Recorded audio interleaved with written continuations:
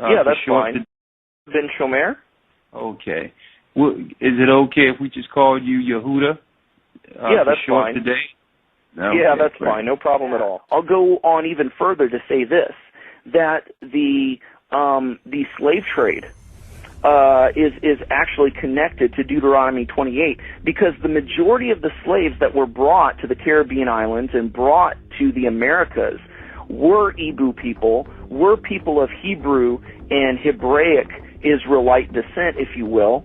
And so if you read Deuteronomy chapter 28, it matches perfectly what happened to the Hebrew slaves, the black Hebrew slaves, during the slave trade. It just matches it perfectly. Back up now. I think we just rung a bell here. Hold up now. Okay. Hold up. Hold the presses. Okay. Hold up. I hope everyone is listening to this. This is you about to rock some boats now. Ben Yehuda there. Hold up now. Listen to what he's saying here. So you are saying that there's a great chance, or more so, that the black people that links directly to the slave trade are from the lost tribes of Israel. Is that what you're saying here, sir? Yes, I am. Now, granted, I will qualify that I don't. Wait a second. I don't believe that every single black person is Hebraic or Jewish, but I'm saying that the majority of the slaves involved in the slave trade were Hebrews. Brothers can't afford to get too comfortable, you know, because that's when you become the pawn. That's when they use you as. Anytime white people want to smooth some shit over, they go get that rich nigga and put you on TV. Some people are conscious, some people are not. I can tell he's not conscious. He doesn't really care what's going on. But us, I know that you know, the game that we used to love and we promote, it brings people together. And it hurts me sometimes when we have to sit up here to talk about stuff that divides the game. Now we got to answer for what this idiot has done. To represent the people, you know? You have you asking your questions like, Damon, now that you made this $13 million, and we're not counting. Now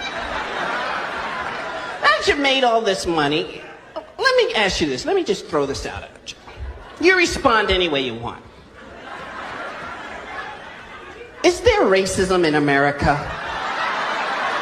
Chuck, I think he should have been suspended. I think Adam should have suspended him. First of all, Adam's Jewish. You can't take my $40 million and insult my religion. You be sitting there thinking about that paycheck talking about. I can't believe that we ain't talking about that. We're talking about this idiot. No, sir.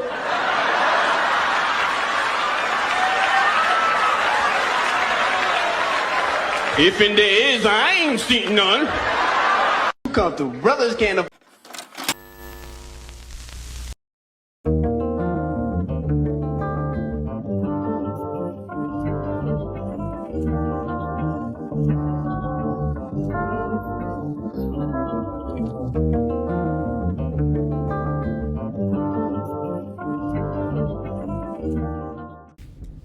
Shalom, it is your brother Yonathan. First and foremost, I want to give all praises to the Most High, Yahweh, Bahashem, Yahushai, Bahashem, Rakar Kadash. I want to give double honors to the apostles and the elders of Great Millstone.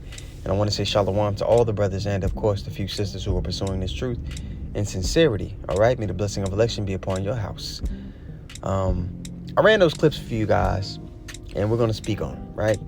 Now, the first thing I want to address is Shaq in the second clip said this game that he was talking to Chuck, right? Chuck E. Cheese. He was saying this game that we love, talking about basketball, it brings people together. Now, what's the Lord's agenda? Is the Lord about bringing, you know, us, the Israelites, together with all races of people? No, of course not. Israel is like the Lord's firstborn. We're his chosen nations. We're to be set apart, all right? So this is Exodus 13 and 12. It says that thou shalt set apart unto the Lord all that openeth the matrix. So this is talking about, you know, the firstborn. You know, the openeth the matrix, right? And every firstling that cometh of a beast So the firstling, then letting you know there. Which thou hast, the males shall be the Lord. So the firstborn male was always set apart. In Israel, we're likened unto the Lord's firstborn. We're a nation that is set apart, and we're above all people, man. So we're not supposed to partake and be, on an equal footing with them. No, we're above them. And there's a set of ways and a set of conduct that the Lord has placed upon us that we ought to keep. And we can't keep those things if our people don't know who they are. So you see, more and more, you're seeing that these people that our nation look up to, man, they're not fit for leadership. They're actually pawns of our enemies. Okay? So this is Deuteronomy 7:6. For thou art an holy people. Holy means to be consecrated, set apart, right? People unto the Lord thy God. The Lord thy God hath chosen thee to be a special people unto himself above all people that are upon the face of the earth. So there's a conduct that we're supposed to have. We have we have that covenant with the Lord, and we've been breaking it. Now, in this time, you have us, as it was prophesied, you have a remnant of us waking back up to who we are, trying to offend less, like the scriptures say. So, the Lord is putting this message on a world stage, and his devil is trying to deal with it and come at us in a roundabout way. But it's only really the purpose that it serves is so that remnant could, hear about the truth, do the research themselves, and that last batch comes in, and then the rest of those of our nation who brush it off, they'll be condemned, man. Everybody will have the opportunity to know this truth, right? Everyone. So no one will be with excuse. So the gospel is being pushed in all the earth, which is one of the final things that has to happen before the new regime is established. And that's what this is all about, because the lineage, being a Jew, being of the Israelite nation, one of the tribes, there is an inheritance that comes with it. There's a kingdom that comes with it, that's attached to it. So people, they might see, well, what does it matter? They're Jew or not? It matters because that inheritance entails world dominance.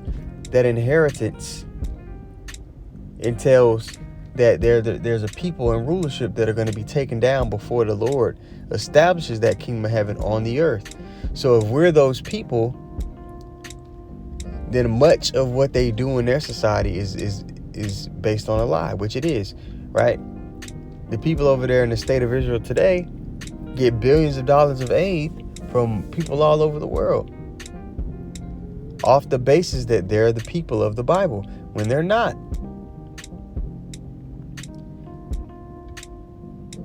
And if they're not the people, then they're pursuing the prophecy, which they're not going to dive into.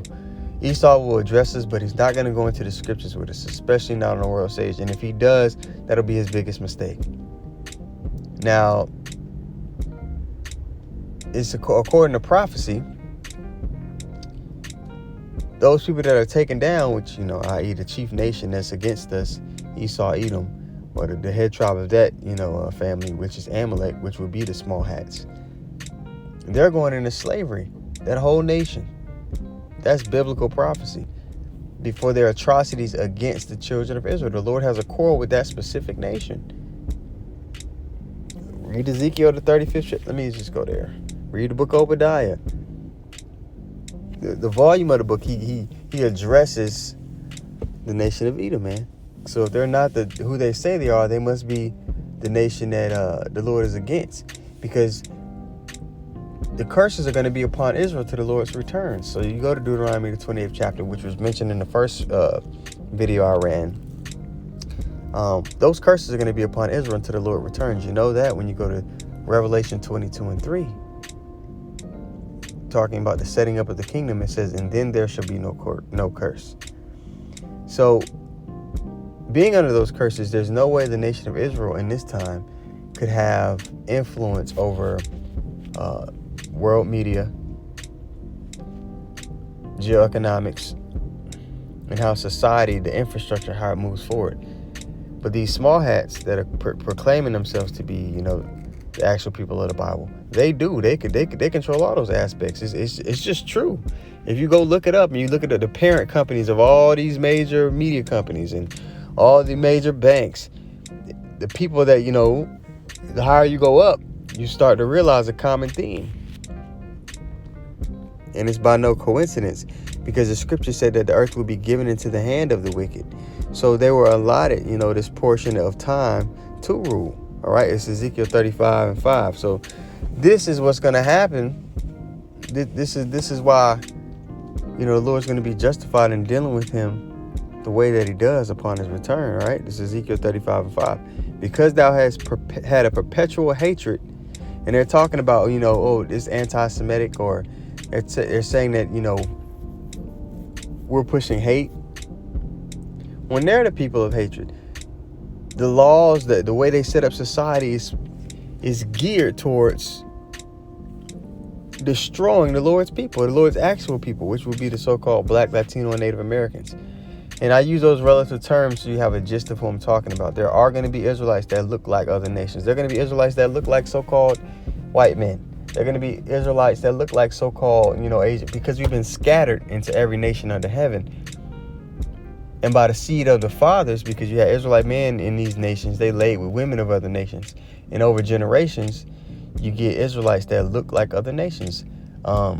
Case in point, the NBA star Blake Griffin, his dad is a dark Haitian man, a Levite.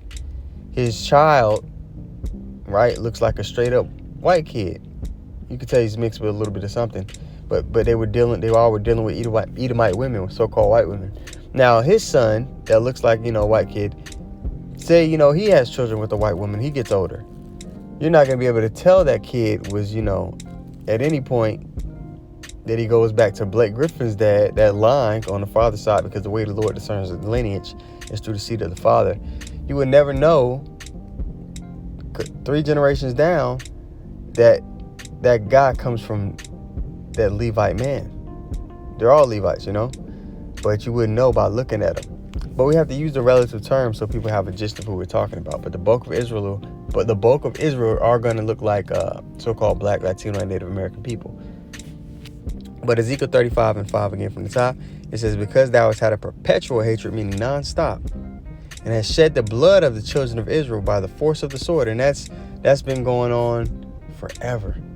Even when we got out of Egypt, when we were in the wilderness, the first nation to come upon us to try to attack us was the Edomites. As the Romans, they shed our blood. Greeks, they shed our blood. You go all the way up to recent time, transatlantic slave trade. Those were Edomites. Even to this day, we get shot down on the streets. All these different, things placed in society to be a... Salaki, I got a phone call. All those snares and traps laid for us, that's a perpetual hatred towards the actual children of Israel, right? By the force of the sword, and the time of their calamity, and the time when their iniquity had an end. So this is what the Lord is going to do. Therefore, as I live, saith the Lord, I will prepare thee unto blood, and blood shall pursue thee. Since thou hast not hated blood, even blood shall pursue thee. So they are going to suffer from the Lord's recompense. And nobody can escape the hand of the Lord. So right now they're trying to spin a story to value the importance of why this is who the true people are is so important. But it is very important because an inheritance is attached to it, and it's also attached to a regime change. So with that being said, Lord willing, just a quick point, man. Lord willing, it was edifying. I want to give all praises once more to Yahweh, Bahashim, Yahweh Shai, Bahashim Rakakadash. I want to give double honors to the apostles and the elders of Great Millstone. And I want to say shalom to all the brothers and, of course, the few sisters who are pursuing this truth in sincerity. All right? May the blessing of election be upon your house. Shalom.